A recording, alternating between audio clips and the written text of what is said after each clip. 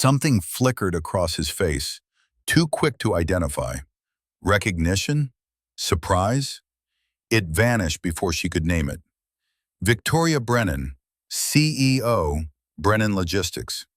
He said the words carefully, like testing their weight. Impressive. Well, I hope the rest of your drive goes smoother.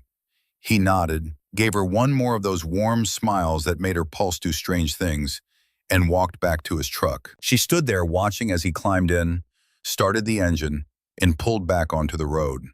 Watched his taillights grow smaller and smaller until they disappeared around a curve. Only then did she get back in her Mercedes, hands shaking on the steering wheel. Something about him felt wrong. Not dangerous wrong, the opposite, familiar wrong, safe wrong. Like she'd known him once in some other life, and her body remembered even though her mind couldn't. His voice, those hands, the way he'd moved with such quiet confidence, no wasted motion, just competence born from years of experience. A memory surfaced, fragmented and incomplete. October, 15 years ago, Westfield University. She'd been walking back to the dorm late, exhausted from studying and her second job in the campus cafeteria. A group of drunk fraternity brothers had cornered her, blocking her path, their crude comments making her skin crawl with fear.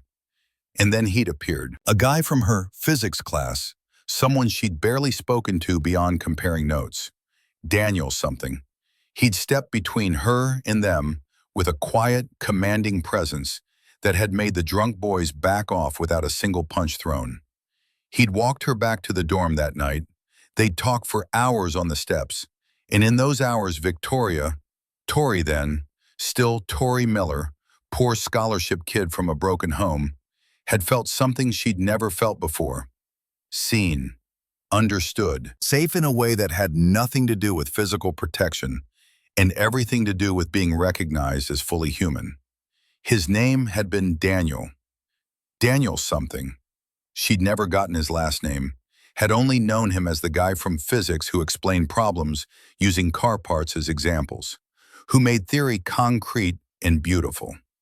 They talked until dawn broke over campus, about dreams and fears and futures that felt impossibly far away when you were 23 and broke and terrified of failing. He'd told her he wanted to work with his hands, build things, maybe own his own shop someday.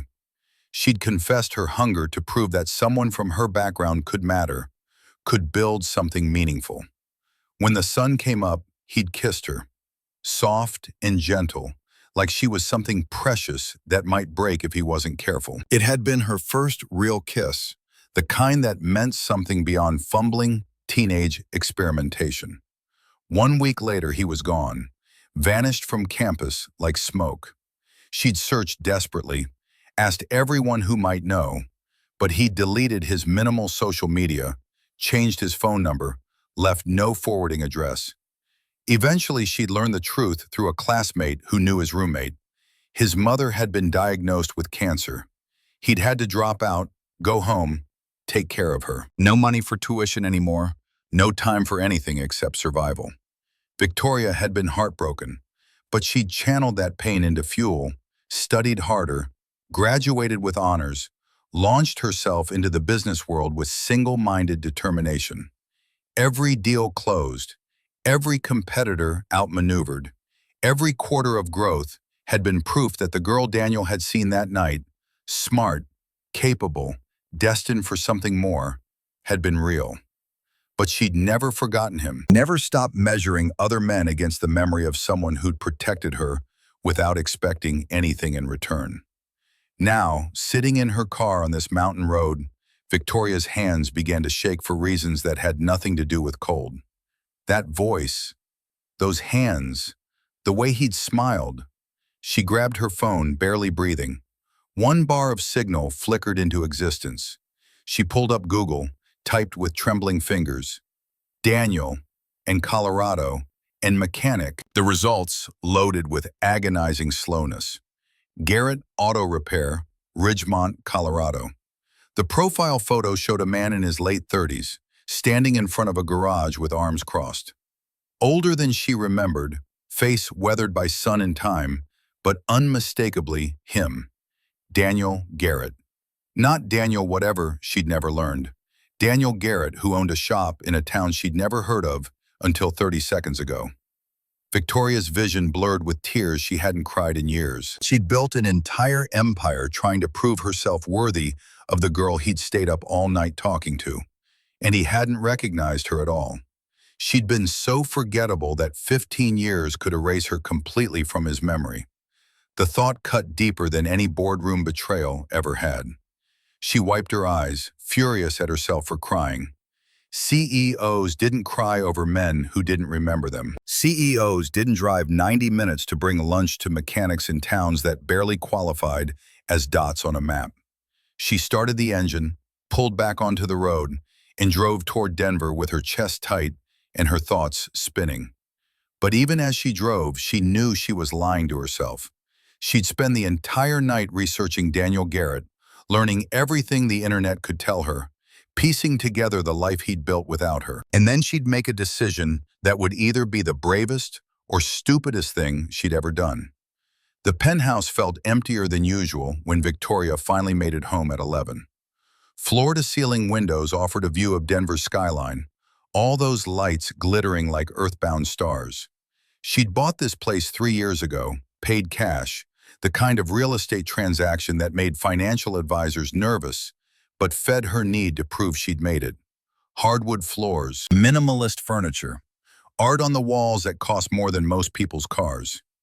Everything clean and beautiful and utterly soulless. She kicked off her heels, poured herself 2 fingers of scotch, and opened her laptop. The Facebook profile loaded slowly, each image appearing line by line like a photograph developing. Daniel with a little girl who had his warm brown eyes and dark curls that caught the light. Camping trips and soccer games and science fairs, all the mundane moments that made up a life actually lived rather than just survived. The girl's name was Lily, judging by the captions. 9 years old, maybe 10. Bright and fierce in every photo, wearing NASA shirts and holding up ribbons from school competitions. Victoria scrolled back, looking for context, and found it in an obituary that made her eyes burn. Rebecca Lynn Garrett, née Anderson, dead at 34 in a car accident on Highway 70. Beloved wife, devoted mother to Lily, elementary school teacher who touched countless young lives. Survived by her husband Daniel and daughter Lily, age 4. The date stamp said June 2020, almost 6 years ago now. Daniel had been raising Lily alone for 6 years, running his shop and being both father and mother to a child who'd lost everything before she'd even started kindergarten. Victoria closed her eyes, overwhelmed by emotions she didn't have names for. He'd built a whole life without her, married someone, had a child, lost his wife in the kind of sudden tragedy that reshaped everything. He'd carried on somehow, and through all of it, he'd had no idea that the scared girl he'd rescued 15 years ago had been thinking about him, measuring her success against the memory of someone who'd made her feel worthy. Her phone buzzed. Email from Ellie Preston, her CFO. Subject line, Emergency, Southwestern. Victoria opened it with dread already pooling in her stomach. The message was brief and brutal. Southwestern Freight, their largest client, accounting for 32% of revenue, was threatening to terminate their contract unless Victoria returned to Denver full-time. They wanted face-to-face meetings, immediate responses, the kind of hands-on management she'd been providing remotely, but apparently not to their satisfaction. The board wanted an emergency meeting, 8 a.m. sharp. Victoria looked at the time. 3 hours until she'd need to be functional. 3 hours until she'd have to put on her armor and walk into that conference room and defend her right to exist outside the office occasionally. She pulled up Google Maps instead. Ridgemont, Colorado, 93 minutes from Denver if traffic cooperated. Population 5,247. 1 hardware store, 1 coffee shop, 1 auto repair garage. Daniel's garage. The smart move would be to forget about him. Focus on Southwestern, on keeping the board happy, on maintaining the empire she'd spent 15 years building. The smart move would be to accept that she'd had her moment of nostalgia on that mountain road and move on with her actual life. Victoria had built her career on smart moves, but sitting there in her empty penthouse at 3 in the morning, looking at photos of a man who'd changed her life and forgotten her existence, she realized something that made her chest ache. She'd spent 15 years being smart, and it had left her completely alone. She typed out a response to Ellie. "I'll be working remotely from Colorado for the next few weeks. Set up the Zoom for 8. Ellie's reply came back within seconds. "Victoria, this isn't like you." "What's happening?" Victoria stared at the cursor blinking in the reply field. What could she possibly say? That she'd met a man who'd saved her life 15 years ago and he didn't remember? That she was willing to risk everything she'd built for a chance to find out if that one night had meant something real? She typed, "Maybe I'm trying to find who I used to be." Sent it before she could reconsider. Then she started packing. By 9 a.m., Victoria was pulling into Ridgemont with a migraine pounding behind her eyes and enough coffee in her system to fell a horse. The town looked exactly like its photos. Small, practical, the kind of place where everyone knew everyone and strangers stood out like blood on snow. Garrett Auto Repair sat on Main Street, sandwiched between a hardware store that looked older than the state and a coffee shop with hand-painted signs advertising locally roasted beans. The garage had 3 bays, all currently occupied with vehicles in various states of repair. Through the window, she could see Daniel bent over an engine, completely focused. Victoria sat in her car across the street, suddenly uncertain. What was she doing?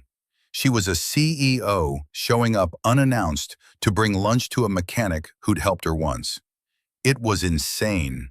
It was desperate. It was the kind of behavior that would have her board questioning her sanity. But she'd driven 90 minutes. She'd brought sandwiches from that overpriced deli near her office. She'd committed to this particular brand of stupidity. She grabbed the food and crossed the street before courage could desert her.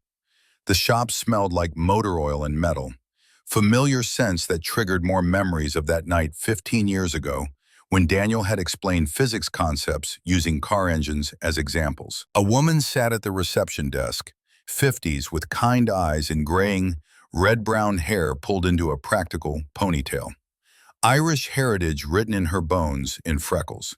The woman looked up with a professional smile that turned slightly suspicious when she took in Victoria's designer clothes and obvious city origins. "Help you with something, honey?" Victoria opened her mouth, closed it, suddenly aware of how insane this was going to sound. "I brought lunch to say thank you to Daniel, for helping me yesterday, if he has time." The suspicion deepened, but the woman Maggie, according to the nameplate, called toward the garage anyway. "Dan, got someone here for you." Daniel emerged from the service bay, wiping his hands on a rag. His surprise was genuine when he saw her. "Victoria? Everything okay with the car?" "The car's perfect. I just wanted to thank you properly. If you have time for lunch?" He glanced back at the shop, clearly weighing obligations against curiosity. Maggie made a shooing gesture. "Go ahead, boss. I got this." They ended up at the coffee shop next door, sitting at a small table by the window where Victoria could see her Mercedes parked like an alien spacecraft among the trucks and sedans. She'd brought sandwiches from an upscale Denver deli, and Daniel unwrapped his without comment, though she caught the slight raise of his eyebrows at the fancy packaging. "You didn't have to do this." He took a bite, chewed thoughtfully, just tightening a bolt, not exactly heroic. Victoria wrapped her hands around her coffee cup, needing something to do with the nervous energy crackling through her system. "You saved me from missing the biggest meeting of my quarter." They ate in silence for a moment, but it wasn't uncomfortable. Daniel had that rare quality of making quiet feel natural rather than awkward. Then he spoke, his voice carrying genuine curiosity mixed with something that might have been wariness. "Can I ask you something?" Victoria's heart jumped into her throat. Of course. Yesterday when you gave me your card. Victoria Brennan, CEO. I looked you up last night. He paused, choosing words carefully. You've done incredible things. Built an empire from nothing, apparently. Why are you really here? The question hit like a physical blow. Victoria set down her sandwich, hands trembling slightly. I told you to thank you. People like you don't drive 90 minutes each way to bring lunch to a small-town mechanic. His voice was gentle but firm, the same tone he'd probably used with those drunk fraternity brothers 15 years ago. Not aggressive, just absolutely certain of his boundaries. So what is this really about? She could lie. Make up something about being in the area, about wanting to support local businesses, about any of 1,000 plausible reasons that would let them both pretend this was normal. But sitting across from him, seeing the honest question in his eyes, Victoria found she couldn't do it. Do you remember Westfield University? 15 years ago? Daniel's entire body went still, his sandwich forgotten, coffee cooling in front of him. I was only there for 3 semesters, had to leave when my mom got sick. Physics class, Professor Morrison. Victoria's voice came out steadier than she felt. October 23rd, outside the library. She watched it happen in real time, memory stirring, reaching back through 15 years of life and loss in single parenthood. Recognition dawning slowly, then all at once, his face transforming with shock. There was a girl.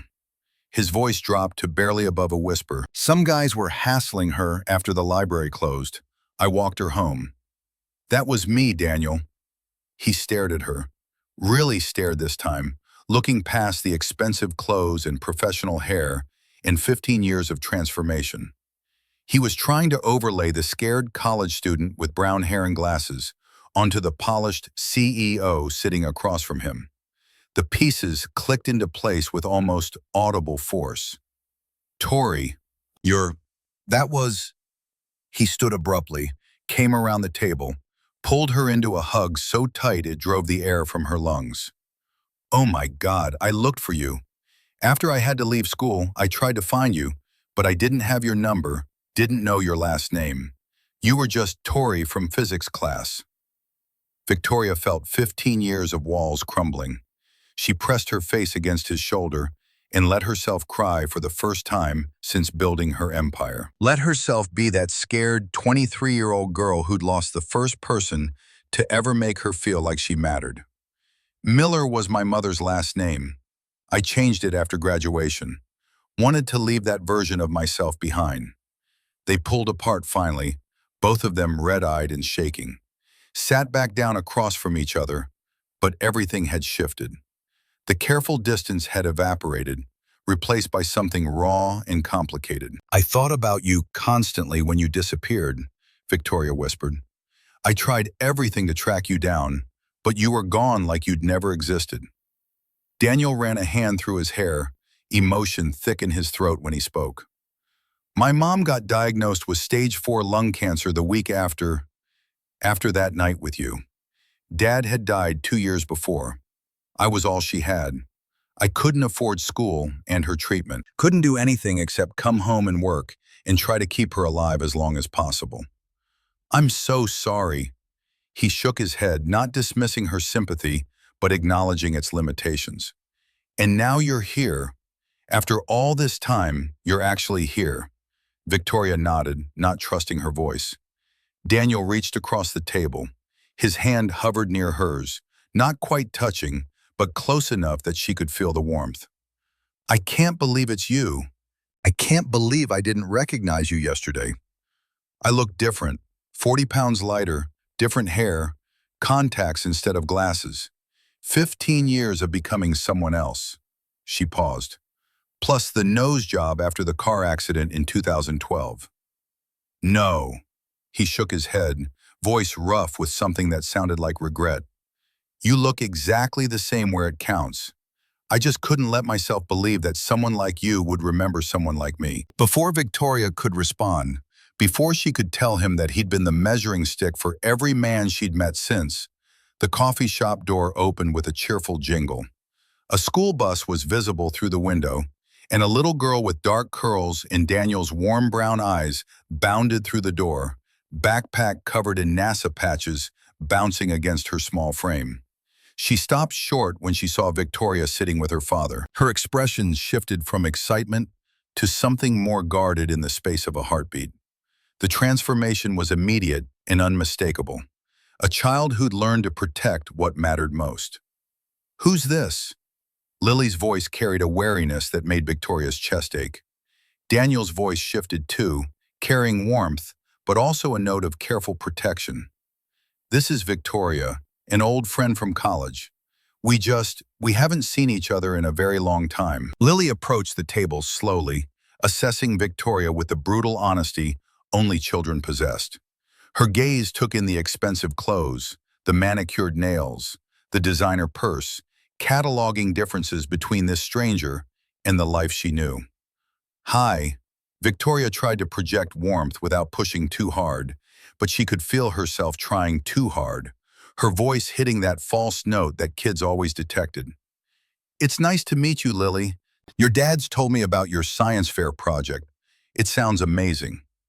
Lily didn't smile back, didn't soften the way children often did when adults showed them friendly attention.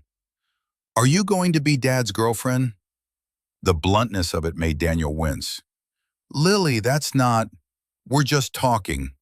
But Lily kept her eyes on Victoria, waiting for an answer with the patience of someone who'd learned that adults often lied to children about important things. "Your dad and I knew each other a long time ago.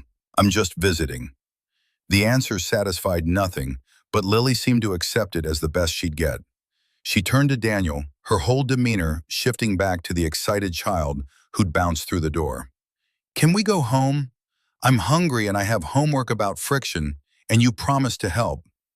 "Of course, sweetheart. Let me just..." He looked at Victoria, apology written in every line of his face. "I understand." Victoria stood, gathering her things.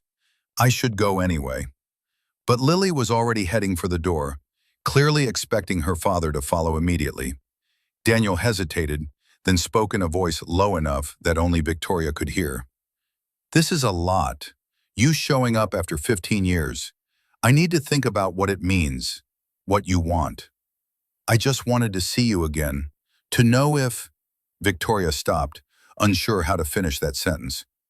"If the guy you remember still exists." Daniel looked out the window where Lily waited by his truck, arms crossed in a posture that mirrored his own defensive stance. "I'm not that college kid anymore, Victoria. I'm a widower raising a daughter who lost her mother when she was 4. I fix cars to pay the bills, and I go home to microwave dinners. That's my life.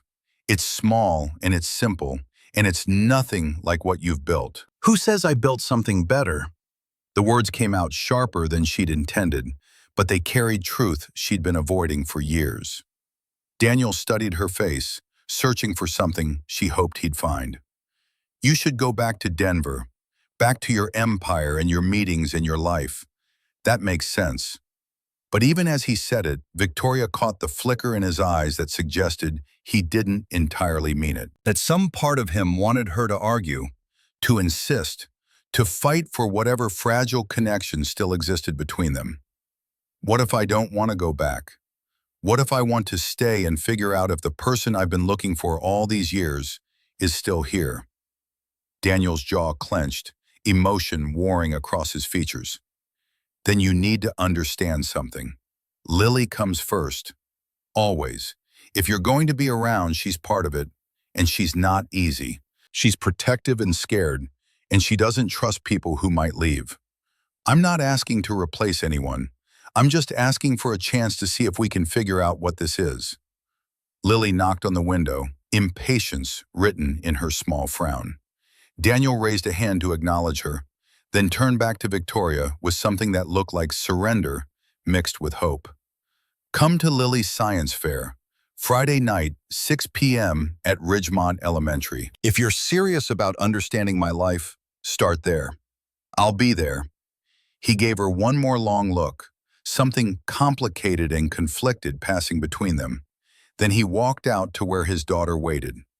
Victoria watched them drive away, Daniel's old truck rattling down Main Street, and realized she just committed to something that terrified her more than any boardroom negotiation ever had. She'd committed to seeing if the man she'd built 15 years of fantasies around could coexist with the reality of who he'd become, and whether the woman she turned herself into could fit into a life that had no space for CEOs and empires, only for honest work and a daughter who needed stability more than excitement. Victoria rented a cabin on the edge of Ridgemont that same afternoon, a decision made with the kind of reckless certainty that had once defined her 20s, but had been carefully eliminated from her 30s.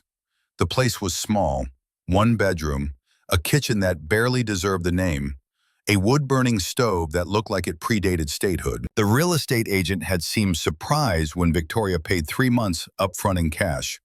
But money solved problems, and right now Victoria had more problems than solutions. She set up her laptop on the scarred wooden table, arranged her monitors, turned the cabin into a makeshift war room.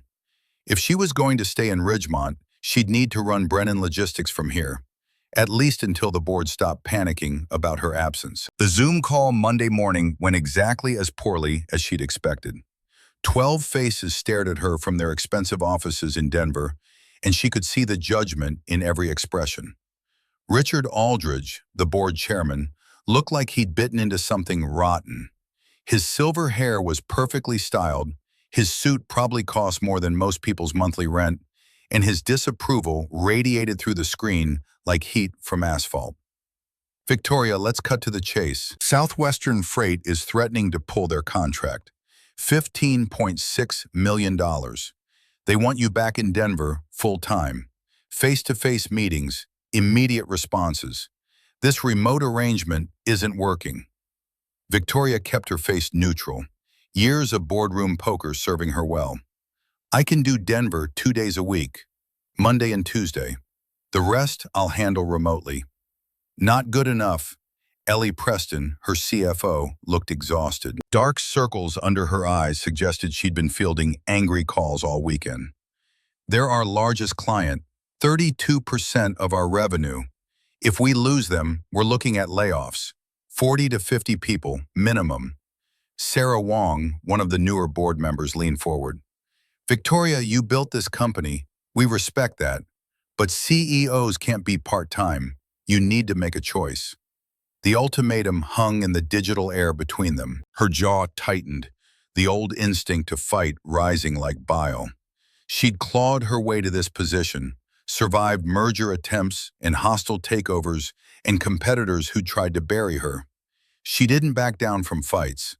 But Richard's next words hit like a hammer. The board is voting. You have 2 weeks to decide. Full-time Denver or you step down as CEO. We'll reconvene in 14 days for the final decision. The call ended. Victoria sat staring at her blank screen, chest tight with fury and fear in equal measure. 14 days, 2 weeks to choose between the empire she'd spent 15 years building and a man she'd known for one night a lifetime ago. Her phone rang, Daniel's number. Her hands shook as she answered. I need to talk to you, tonight if possible. Daniel's voice carried concern that made her throat tight. What happened? Work. It's complicated. Come by after Lily's asleep. Around 8? Victoria spent the afternoon working from the coffee shop across from Garrett Auto Repair, telling herself she was there for the Wi-Fi, and not because watching Daniel work through the window gave her something solid to hold on to while her world tilted sideways. Maggie O'Brien brought her coffee without being asked, the older woman's sharp eyes missing nothing. You're the CEO from the car breakdown. Victoria looked up from her laptop. How did you? Small town, word travels. Maggie set the coffee down, then slid into the chair across from Victoria without invitation. Plus, Daniel told me you two knew each other in college. There was a question in those words, an assessment happening beneath the surface politeness. We did, briefly. What are you doing here, honey? And don't say work, because I've seen plenty of people work remotely, and none of them stare at an auto shop the way you look at that one. The directness should have offended her. Instead, Victoria found herself appreciating the honesty. I'm trying to figure out if I made a mistake 15 years ago or if I'm making one now. Maggie sipped her own coffee, considering. Daniel's a good man, best I've ever worked for, but he's been through hell. His mama's cancer, then losing Becca so suddenly, raising Lily alone while trying to keep the business going. He doesn't need someone who's going to waltz in, stir everything up, then leave when it gets complicated. I'm not planning to leave. You planning to stay in Ridgemont? Run a logistics empire from a coffee shop in a town of 5,000 people? The question landed with uncomfortable accuracy. Victoria had been avoiding thinking that far ahead, focusing on Daniel and ignoring the practical impossibilities of maintaining her business life while pursuing whatever this was. I don't know yet. I'm trying to figure it out. Maggie's expression softened slightly, some of the suspicion easing into something closer to sympathy. Figure it fast, because Lily's watching you like a hawk watches a snake, and that little girl's had enough people disappear from her life. She doesn't need another one. The words haunted Victoria through Thursday as she attended virtual board meetings and approved strategic initiatives while watching Daniel work through the coffee shop window. He moved through his days with quiet competence, fixing cars with the same careful attention he'd given to explaining physics problems 15 years ago. Nothing flashy, nothing designed to impress, just solid work done right. She caught him looking at her once through the garage window. Their eyes met across the street, and something passed between them that made her pulse stutter. Then Lily appeared, tugging on his arm about something, and he turned away. Friday arrived faster than Victoria expected, bringing with it nerves she hadn't felt since her first major investor pitch. The science fair mattered in ways that quarterly earnings never could. This was a test she hadn't studied for, measuring qualities she wasn't sure she possessed. She arrived at Ridgemont Elementary at 5:45, early enough to feel awkward, but too anxious to wait any longer. The gymnasium had been transformed into a showcase of childhood ingenuity. Tables covered in poster boards and models representing hours of work and parental guidance. Parents and teachers milled around, their voices creating a warm buzz of community that felt foreign to someone whose professional gatherings revolved around catered networking and strategic positioning. Lily's table was in the back corner, impossible to miss even from the entrance. The poster board proclaimed in careful letters, "Generating electricity from friction in daily life." Below the title, diagrams explained the concept with a clarity that suggested Daniel's teaching, while the prototype device, a modified floor mat connected to LED lights, demonstrated practical application with the kind of hands-on engineering that made Victoria's chest ache with something like pride for a child she barely knew. She approached slowly, giving Lily time to notice her presence. The girl looked up from adjusting her display, surprise flickering across her face before settling into something more guarded. "You came." "I said I would," Lily shrugged, that universal gesture of children who'd learned not to count on adult promises.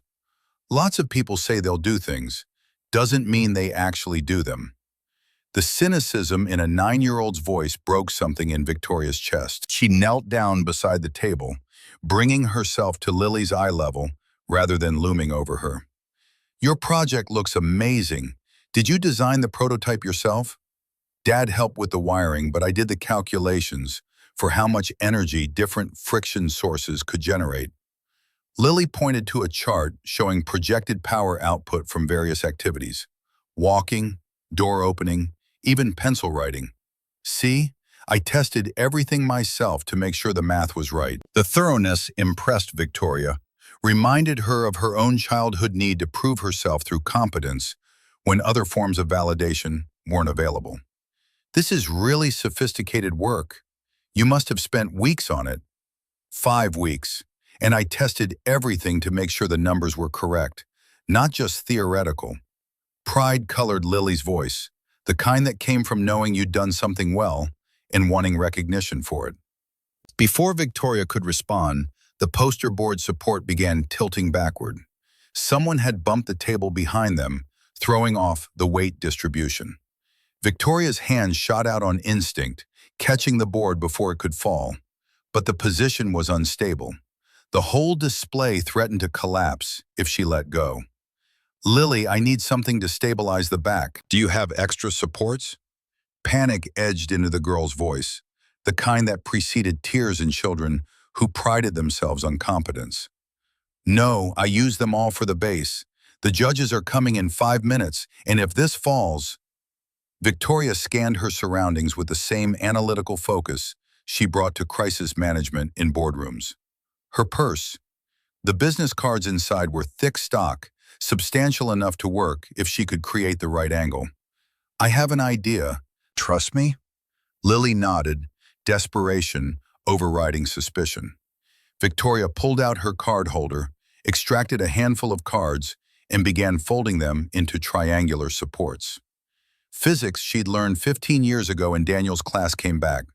Principles of leverage and weight distribution that had seemed abstract in textbooks, but proved concrete in crisis.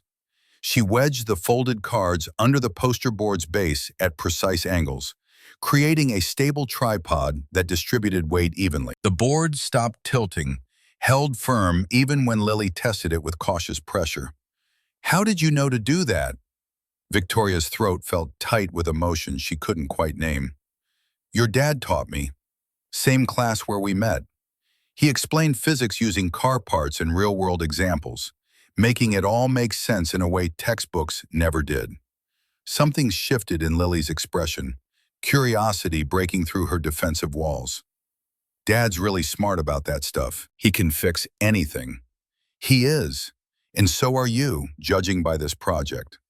The judges arrived before Lily could respond, 3 teachers armed with clipboards and encouraging smiles.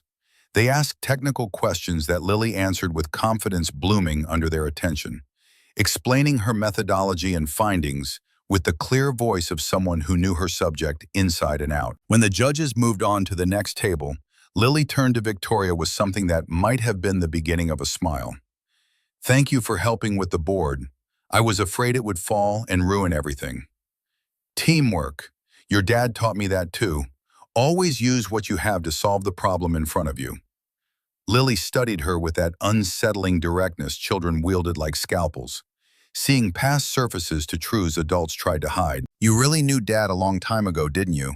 Like, you actually remember him, not just making it up."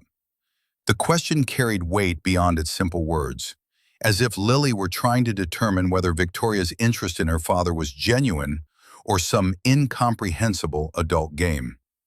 "I knew him, and he was one of the best people I'd ever met. Still is, apparently." Lily's gaze sharpened further, searching for lies or manipulation. Finding none seemed to confuse her more than reassure. "My mom died when I was 4.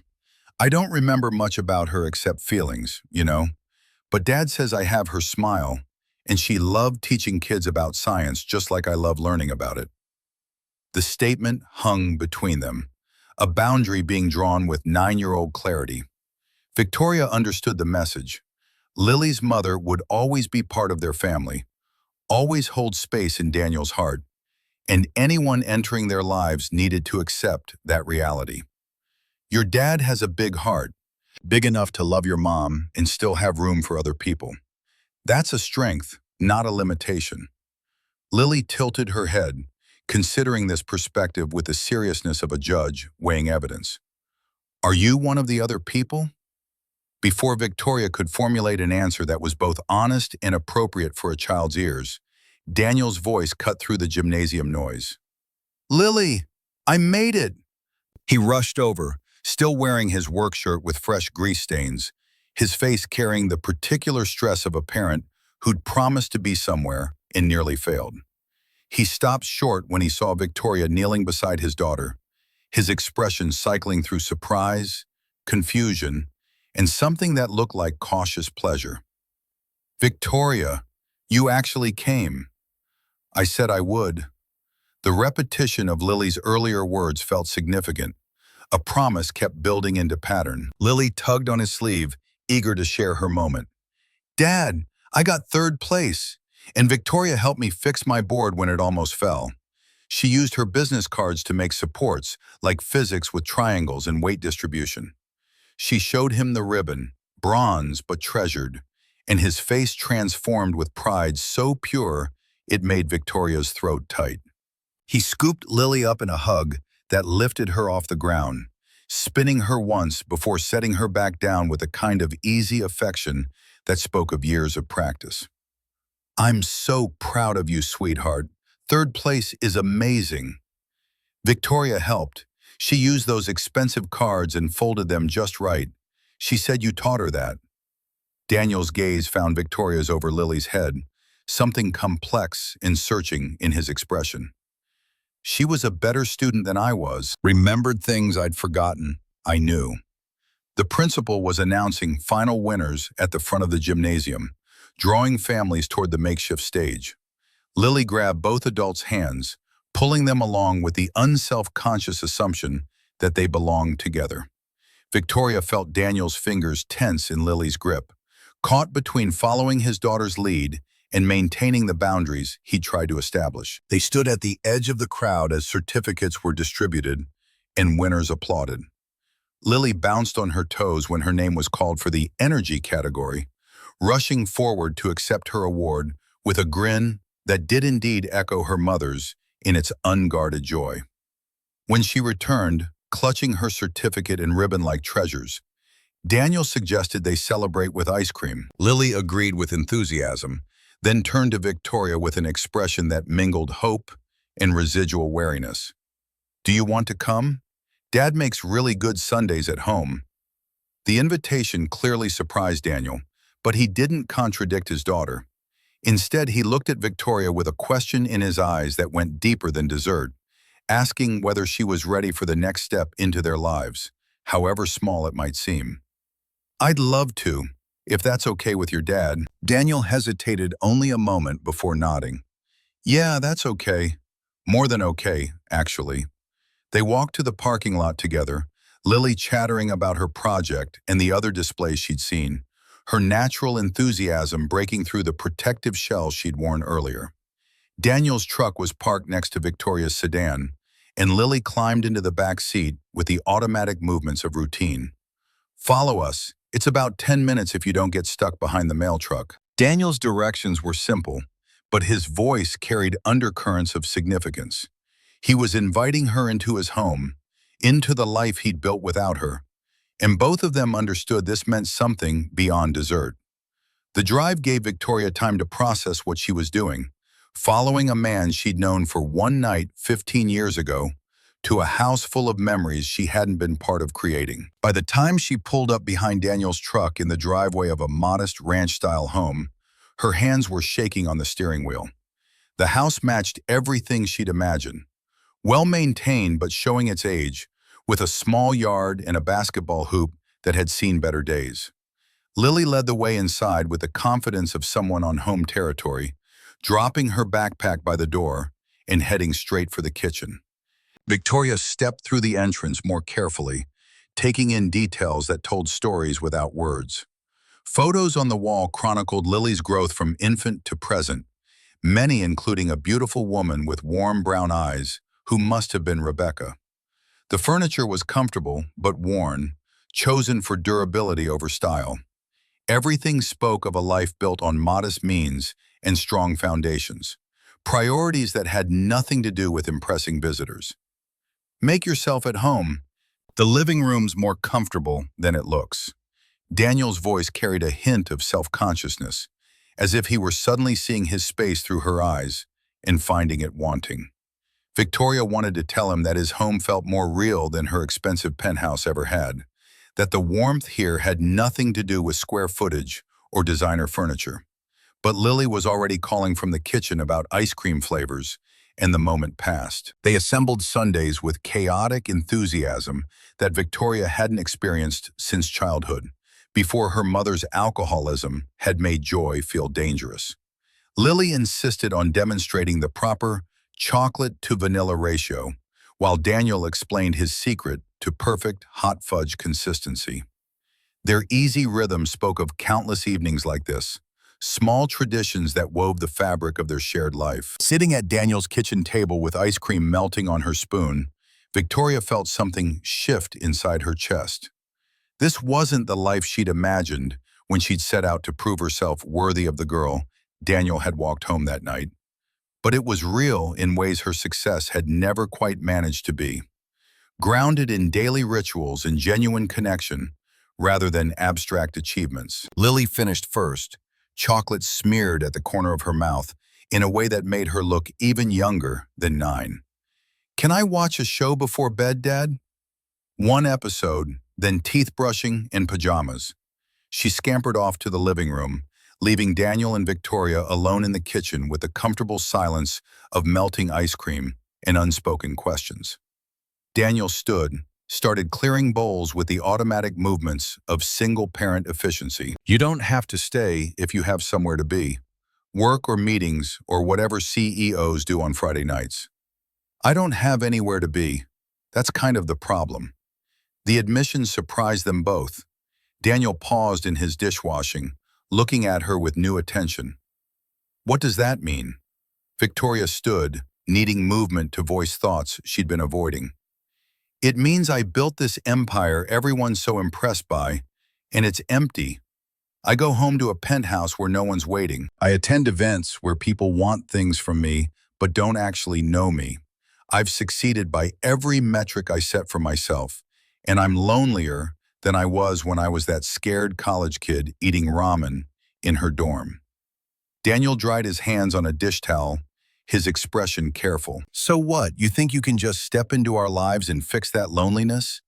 Use us as some kind of antidote to your empty penthouse?" The edge in his voice made her wince, but she couldn't deny the accuracy of his words.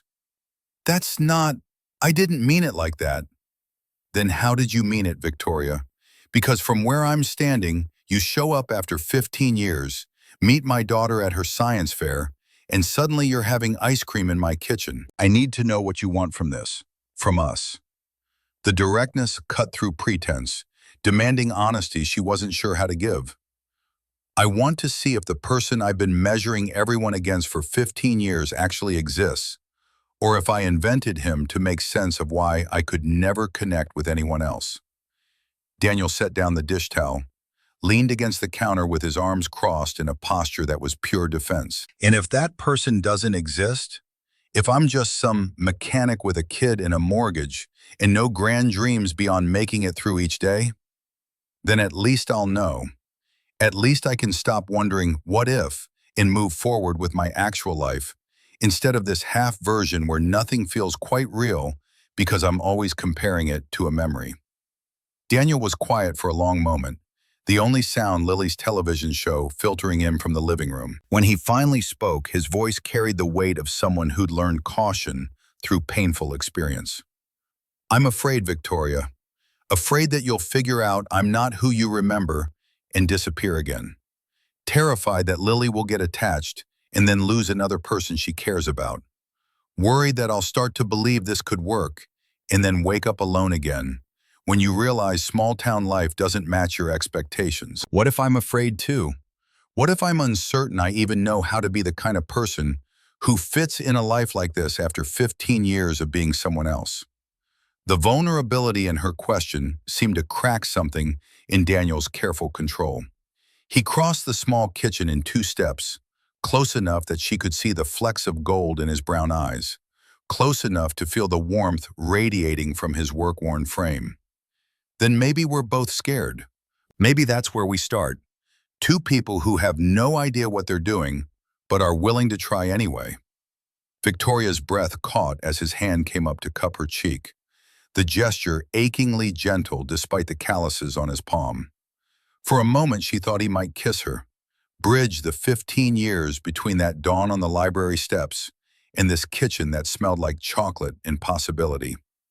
But Lily's voice called from the living room, breaking the moment before it could fully form. "Dad, my show's over. Is Victoria still here?" Daniel stepped back, his hand falling away, leaving Victoria's skin cold where his touch had warmed it. Yes, sweetheart, she's still here.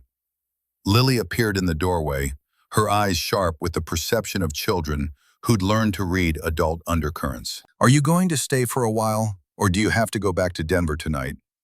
The question held more weight than its simple words suggested, asking not just about tonight, but about Victoria's intentions toward the fragile ecosystem of their family. I'm staying in Ridgemont for a bit. I rented a cabin so I can work remotely. Lily nodded slowly, processing this information with visible calculation. That's good, because if you're going to be Dad's friend, you should probably stick around long enough to actually be a friend, not just visiting. Out of the mouths of babes came wisdom that cut straight through pretense. Daniel looked at his daughter with something between pride and concern, recognizing her attempt to protect them both, while also opening the door to possibility. Victoria's right, though. She should probably head home now. It's getting late, and we all have big days tomorrow. The dismissal was gentle but firm, establishing boundaries even as he just admitted to being willing to try. Victoria understood the necessity, recognized that whatever this was between them needed to develop at a pace Lily could handle, not race forward on the momentum of 15-year-old memories. She said her goodbyes, thanked Lily for letting her share the celebration, and walked to her car with the feeling that she just passed some crucial test without quite understanding all the questions. Daniel walked her out, hands shoved in his pockets against the evening chill. Thank you for coming tonight. It meant a lot to Lily, even if she's trying hard not to show it. She's protecting you both, I understand that. Do you?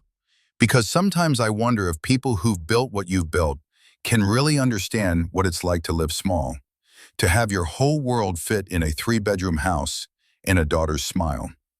The words stung because they carried truth she'd been avoiding. I don't understand your life, Daniel.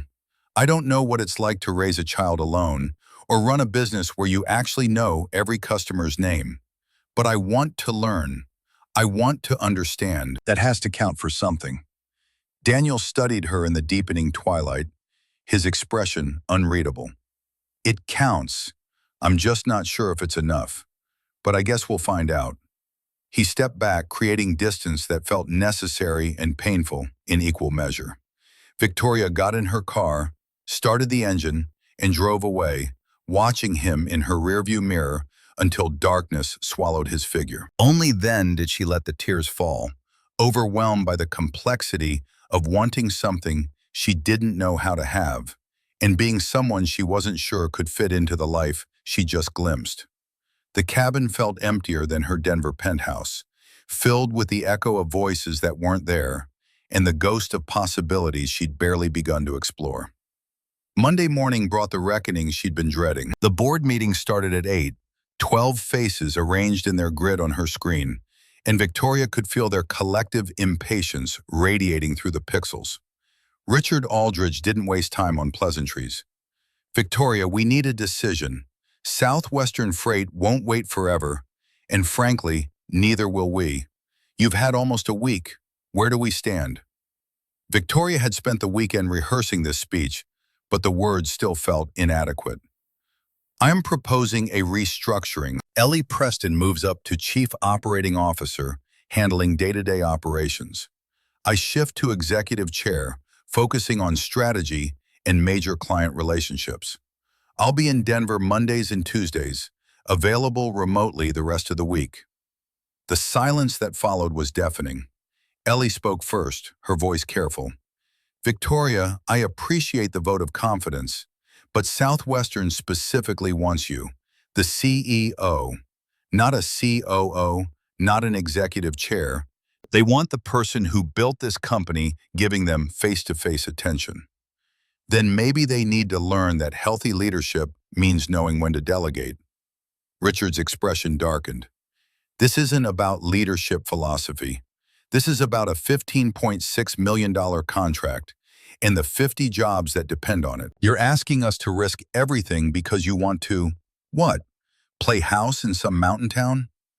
The contempt in his voice made Victoria's hands curl into fists beneath her desk, out of camera range. I'm asking for a trial period. 6 months. If performance metrics drop, I'll step down entirely. But I think you'll find that Ellie is more than capable and that my strategic focus will actually improve our long-term prospects. Sarah Wong leaned forward, her expression more sympathetic than Richard's, but no less concerned. Victoria, you built this company. We respect that, but we need to be realistic about what clients expect. Can you give us one good reason why we should approve this? Victoria thought about Daniel's hands fixing her car, about Lily's eyes lighting up when her project won third place, about sitting in that kitchen and feeling more at home than she had in 15 years of success. Because the vote came down to 7-5 in her favor, barely scraping through. Conditional approval for 6 months, quarterly reviews, and the understanding that if Southwestern pulled out, Victoria would bear full responsibility. She closed the laptop feeling hollowed out and victorious in equal measure. Her phone buzzed. Daniel's number. The text was simple. Lily's school called. She punched another kid. Can you come? Victoria was in her car before she'd consciously decided to move. The 40-minute drive to Ridgemont Elementary passing in a blur of speed limits she barely noticed. Daniel was already there when she arrived, talking to the principal with the kind of controlled frustration that came from trying to hold it together in public. He looked up when Victoria rushed in, surprise and relief mixing on his face. What happened? The principal, a woman in her 50s with the patient exhaustion of someone who'd seen everything, gestured them into her office. Lily punched Sophia Turner during recess, broke the girl's nose. Lily refuses to explain why. She's completely shut down. Daniel ran his hands through his hair. A gesture Victoria was learning meant he was barely keeping panic at bay. Lily's never been violent. Never. Something must have happened. I understand, Mr. Garrett, but without an explanation, we have to follow protocol. 3-day suspension, and we strongly recommend counseling. Victoria followed Daniel to the nurse's office where Lily sat in a plastic chair, arms crossed, face set in stubborn silence. Her knuckles were bruised, her eyes red from crying, but she radiated the same defensive energy Victoria remembered from their first meeting. Daniel knelt in front of his daughter, voice gentle but firm. Lily, you need to tell me what happened. I can't. What? She said if I'd never been born, Mom wouldn't have been driving to pick me up that day. She said Mom would still be alive, that it's my fault. Lily's voice broke, tears streaming now. She kept saying it over and over, and I told her to stop, but she wouldn't, and I couldn't. Daniel pulled his daughter into his arms, holding her while she sobbed. Victoria watched this private devastation feeling like an intruder, but unable to look away. When Lily's crying finally subsided to hiccups, Victoria spoke softly. Listen to me, Lily. Your mom's death was not your fault. It was an accident, a terrible, unfair accident that had nothing to do with you being born or needing to be picked up. Lily pulled back enough to look at her, eyes searching. But if I wasn't there, if you weren't there, your parents would have missed out on a brilliant, brave, incredible daughter. You made their lives better every single day. Your mom would never, ever want you to think her death was your fault. Daniel's voice was thick with emotion when he added his own reassurance. But Victoria could see the damage went deeper than one conversation could fix. Lily had been carrying this guilt for 6 years, since she was 4 years old and too young to understand that sometimes terrible things just happened. The school agreed to reduce the suspension to 1 day given the circumstances, with mandatory counseling sessions. Daniel, but maybe she needs more help than we can give her right now. Daniel looked at her, and Victoria realized she'd said "we" without thinking, like she was already part of this family unit, already invested in Lily's well-being beyond casual concern. Will you come back to the house? I don't want to be alone with this right now, and Lily asked for you specifically before we came out. That last detail made Victoria's throat tight. Lily had asked for her, not just tolerated her presence, but actively requested it. Back at the ranch house, Lily disappeared into her room with instructions to rest. Daniel and Victoria sat on the porch, the same spot where they'd almost kissed days ago. but the moment couldn't have been more different. I'm a terrible father. You're an incredible father, but you can't protect her from everything, including her own thoughts. Daniel leaned forward, elbows on knees, head in hands. Daniel's hand covered hers on his shoulder, warm and solid. They sat like that for a long moment, the weight of Lily's pain settling between them alongside something else, something neither wanted to name yet, but both could feel building. I need you to know something, Daniel said finally, his voice quiet. Whatever this is between us, I can't treat it casually, not with Lily watching, not with her heart on the line alongside mine. Victoria's breath caught at the careful way he avoided the word love, as if speaking it would make it too real, too dangerous. I know, I feel it too. That weight, that pull. She paused, searching for words that wouldn't sound like promises she wasn't sure she could keep. I'm not going anywhere, Daniel. Not unless you push me away. And if I get scared, if I do push, then I'll push back until you believe I mean it. But you don't know how to do this. It wasn't a question. Something mattered more than proving she was enough. The therapist's office smelled like lavender and old books, a combination that should have been soothing, but only made Victoria more aware of how far outside her expertise she'd wandered. Dr. Sarah Hendricks was younger than Victoria expected, maybe early 40s, with kind eyes and the sort of steady presence that probably worked miracles with traumatized children.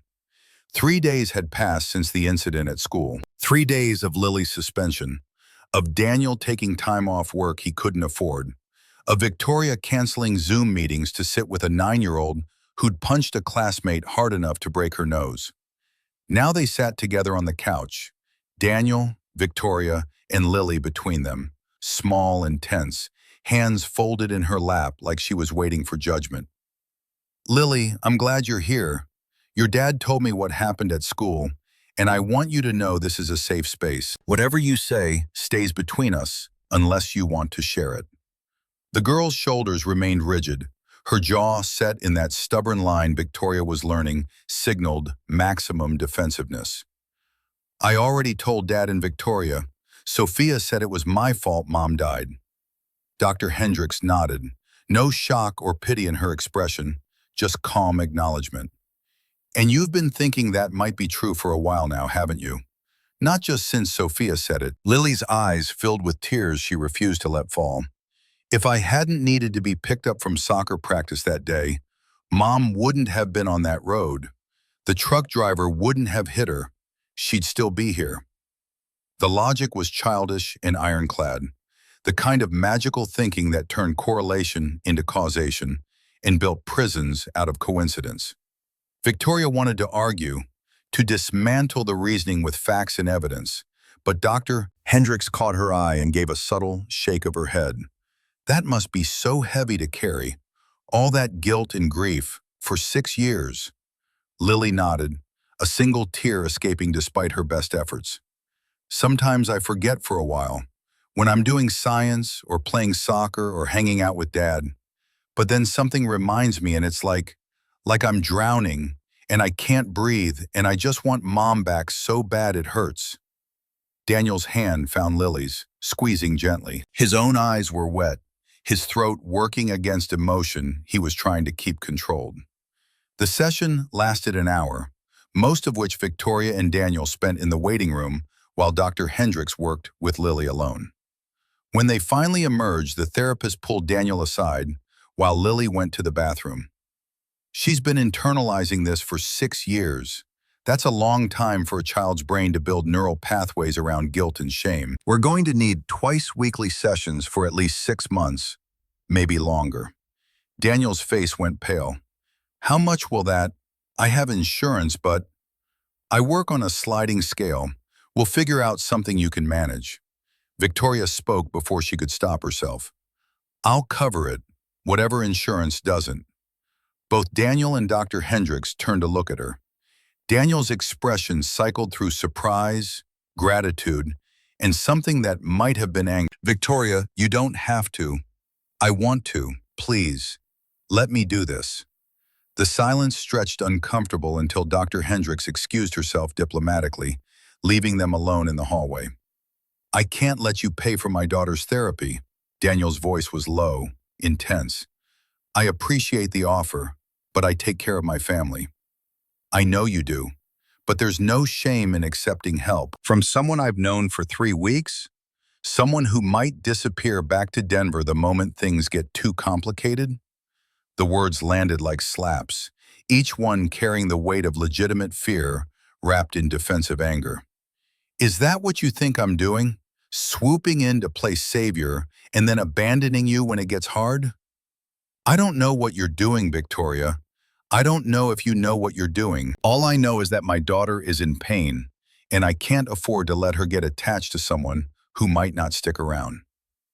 Lily emerged from the bathroom then, her eyes red but her shoulders slightly less tense than when they'd arrived. She looked between the two adults, reading tension with the accuracy of a child who'd learned to monitor adult emotions for signs of impending disaster. Are you guys fighting? No, sweetheart, just discussing logistics. The lie was smooth, but unconvincing. Lily crossed her arms, mirroring Daniel's defensive posture.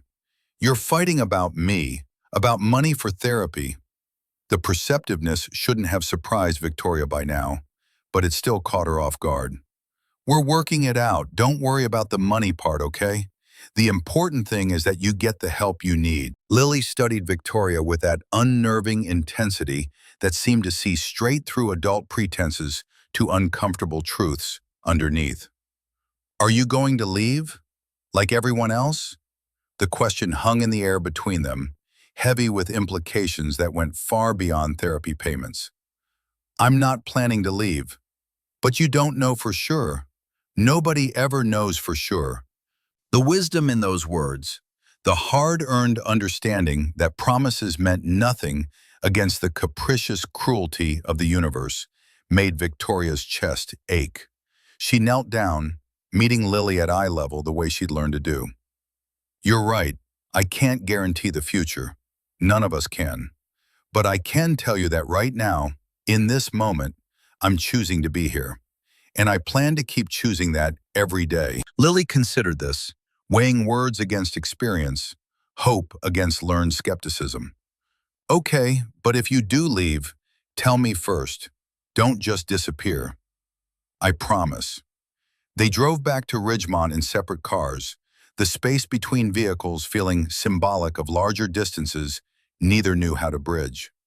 Victoria's phone buzzed repeatedly with calls from Ellie, from Richard Aldridge, from clients who needed decisions only she could make. She ignored them all, following Daniel's truck back to the house, where she'd started to feel like she might belong. But when they pulled into the driveway, Daniel didn't invite her in. He walked Lily to the door, spoke to her quietly, then came back to where Victoria waited by her car. I need some space to think about all this. The rejection stung worse than any boardroom defeat. Daniel, I'm trying here. I know I'm fumbling, but I'm trying. I know, but trying isn't enough when my daughter's heart is on the line. You have to understand, I can't let her get hurt. Not again. Not when she's already carrying so much. So what? You're just going to push me away? Make the decision for all of us? His jaw tightened, that familiar defense mechanism she was learning to recognize. Maybe. Or maybe I'm being realistic about the fact that we come from different worlds, and those worlds don't merge just because we want them to. Victoria felt something snap inside her. 15 years of holding herself together against rejection and dismissal, and the constant need to prove she was enough. You know what? You're right. We do come from different worlds. In my world, when people care about each other, they fight for it. They don't give up at the first sign of difficulty. But maybe that's too much to ask from someone who's so comfortable hiding behind his fears that he'd rather be alone than risk being happy. The words were cruel, and she knew it even as they left her mouth. Designed to wounded because she was wounded, to push back because she felt pushed away. Daniel's face went cold, the warmth she'd come to associate with him freezing into something distant and unreachable. You should go. Back to your cabin, back to Denver, back to whatever empire you built that's clearly more important than understanding what it actually means to raise a child who's experienced trauma. That's not fair. Life's not fair, Victoria. You of all people should know that. She got in her car with tears blurring her vision, reversed out of the driveway without looking back, and drove to her cabin on autopilot, while her mind replayed the fight on an endless loop. Her phone continued buzzing. She finally answered when Ellie called for the fifth time. Victoria, where have you been? Richard is losing his mind. Southwestern's CEO sent official termination notice this afternoon. They're pulling the contract effective immediately. And Global Tech's threatening a lawsuit over those late deliveries, though legal says it's the subcontractor's fault and we have documentation. Still need your call on settlement versus fighting it. The news should have devastated her. $15.6 million, gone. The restructuring plan, rejected. Everything she'd gambled on, lost. Instead, she felt oddly numb. What decisions specifically? Ellie rattled off a list of issues that would have consumed Victoria's attention a month ago, but now felt distant and abstract. Pricing negotiations, staffing allocations, expansion timelines, all the machinery of empire that demanded constant feeding. Send me the files. I'll review tonight and have answers by morning. Are you okay? You sound... I'm fine. Just send the files. Victoria spent that night hunched over her laptop, making the kinds of cold calculations that had built Brennan Logistics into what it was. Cut costs here, increase margins there, sacrifice this client relationship to strengthen that one. She reviewed the Global Tech evidence, delivery logs, subcontractor contracts, email chains proving the delays weren't her company's fault. Sent a firm response to their legal team with the documentation attached. Let them sue if they wanted. The case wouldn't survive summary judgment. The familiar rhythm of strategy and execution should have been soothing. A return to competence after weeks of fumbling through emotional territory she didn't understand. Instead, it felt hollow. Every decision she made created distance between herself and the life she glimpsed in Daniel's kitchen. The possibility of belonging somewhere that had nothing to do with quarterly earnings or market share. By 3 a.m., she'd worked through everything Ellie had sent and started drafting her resignation letter. Not from Brennan Logistics entirely, but from the CEO position. A formal proposal to restructure with Ellie as CEO and herself as executive chair. Exactly what she'd suggested to the board, but now with the conviction of someone who'd made an irreversible decision. She was typing the final paragraph when her phone rang. Daniel's number at 3:45 in the morning sent her heart into her throat. What's wrong? Is Lily okay? She's fine, physically, but she woke up from a nightmare and asked for you specifically. Said she needed to talk to Mom Tori. The name hit Victoria like a freight train. She called me. Mom Tori, yeah. She's been thinking about it since the therapy session, apparently. Called her grandmother Linda yesterday about it. Linda drove up from Boulder with something Rebecca left for Lily. And now, look, can you just come over? Victoria was already grabbing her keys. I'm coming. The drive to Daniel's house took 8 minutes, speed limits be damned. She found Lily curled on the couch in her NASA pajamas, eyes red and face blotchy from crying. Daniel hovered nearby, clearly at a loss for how to comfort her through whatever this particular crisis was. Victoria sat down carefully, not touching but close enough that Lily could reach her if she wanted. Hey, sweetheart, your dad said you wanted to talk. Lily nodded, not looking up from the stuffed rocket ship she was clutching. I had a dream about Mom. The real Mom. Mom Becca. She was showing me how to build a baking soda volcano for science class, and she was laughing, and it felt so real. Her voice broke. But then I woke up and she wasn't there, and I felt so sad. And then I felt guilty because I was sad about her.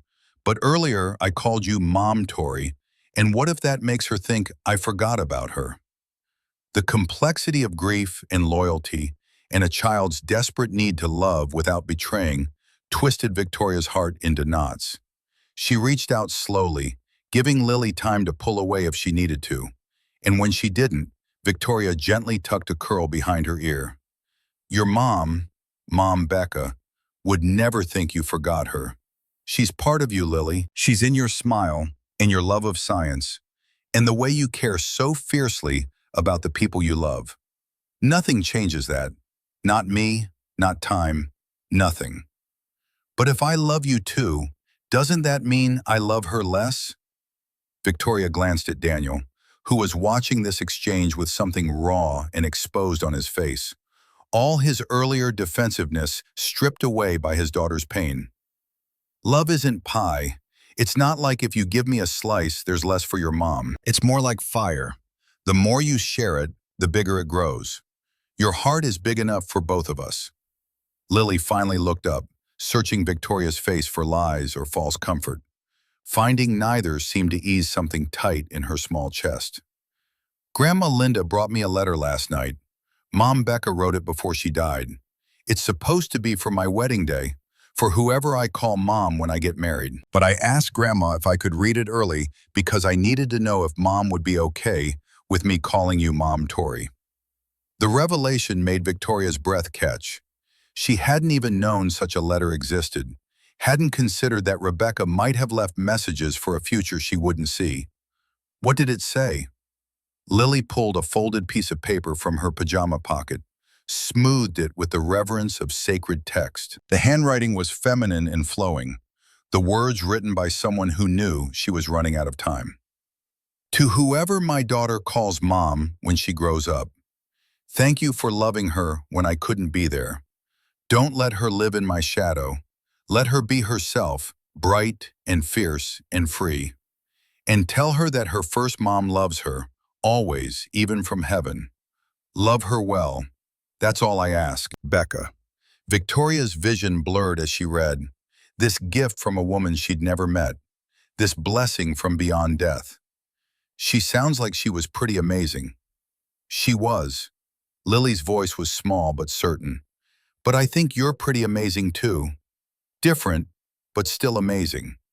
They sat like that for a while, the three of them in the quiet house, until Lily's eyes started to droop with exhaustion. Daniel carried her to bed while Victoria waited, unsure if the earlier fight still stood or if this crisis had somehow reset things between them. When he came back down, Daniel stood in the doorway of the living room like he wasn't sure if he was allowed to sit next to her. I'm sorry about earlier. What I said was unfair. You weren't entirely wrong. I have been fumbling around, trying to fix things with money because that's what I know how to do. Daniel finally sat, leaving careful space between them. And I've been pushing you away because I'm afraid, not just of losing someone again, but of wanting something this much when wanting feels dangerous. It feels dangerous, like tempting fate. So where does that leave us? I don't know, but I know that Lily asked for you at 3 in the morning, and you came without hesitation. I know that you read Rebecca's letter without jealousy or resentment. And I know that I can't keep pretending I don't want this, just because I'm scared of how much I want it. Victoria turned to face him, close enough now that she could see the exhaustion etched into his features. I sent Ellie my formal resignation as CEO about an hour before you called. Southwestern officially terminated this afternoon. $15.6 million gone. 35 people laid off as of this morning.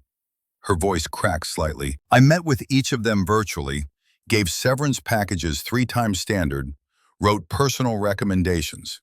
I chose this. I chose you and Lily, and it cost real people their jobs. Daniel reached for her hand, threading their fingers together. That's not choosing us, that's choosing yourself. Choosing to have a life instead of just an empire. What if it's the wrong choice? Then at least you'll know you tried. At least you won't spend the next 15 years wondering what if. The echo of her own words from their fight came back. Gentler now, understanding rather than accusation. Victoria leaned her head on his shoulder, exhaustion catching up with adrenaline crash. I'm anxious. I've spent so long building walls that I don't remember how to let someone in, that I'll be terrible at this, at being part of a family, at being someone's mom, Tori. Then we'll be terrified together. We'll fumble through together. And when we screw up, because we will, we'll figure it out together.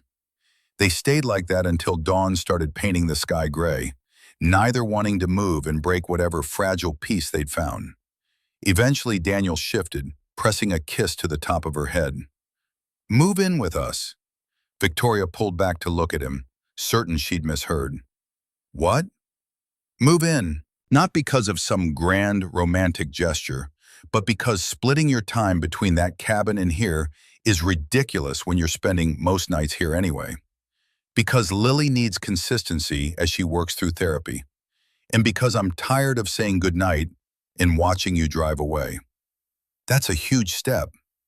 I know, but we're not kids anymore, Victoria. We don't have time to waste on slow courtship. Life's too short and too uncertain. Either we're doing this or we're not. Victoria thought about her empty cabin, about the Denver penthouse she barely visited anymore, about the carefully constructed life that had left her utterly alone. Okay. Okay, you'll think about it, or okay, you'll do it. Okay, I'll do it. On one condition, you let me pay for Lily's therapy. Not as charity, but because I have resources, and you don't, and it's stupid to let pride get in the way of getting her help. Daniel's jaw tightened, that automatic resistance to accepting help warring with practical reality. I hate feeling like I can't provide for my daughter. You are providing. You're getting her professional help. You're showing up. You're creating a stable home. Money is logistics. Let me handle logistics while you handle being her father. He studied her face, searching for condescension or pity. Finding only honest pragmatism seemed to ease his resistance.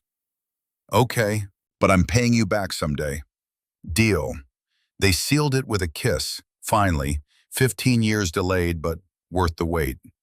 Gentle and searching, testing boundaries and possibilities, tasting like coffee and hope, and the kind of desperate relief that came from finally admitting you needed someone.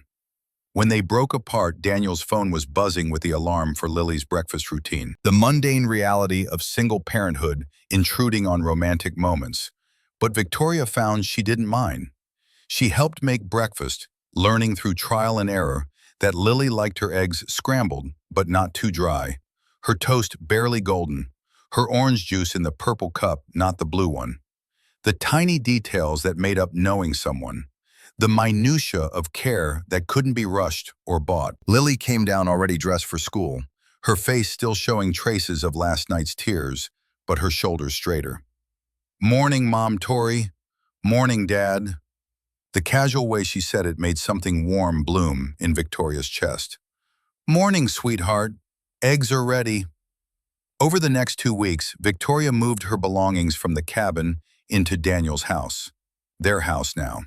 She packed up the Denver penthouse too, putting most of it in storage, keeping only what mattered. The board accepted her resignation with varying degrees of shock and disappointment, but Ellie stepped into the CEO role with the confidence Victoria had always known she possessed.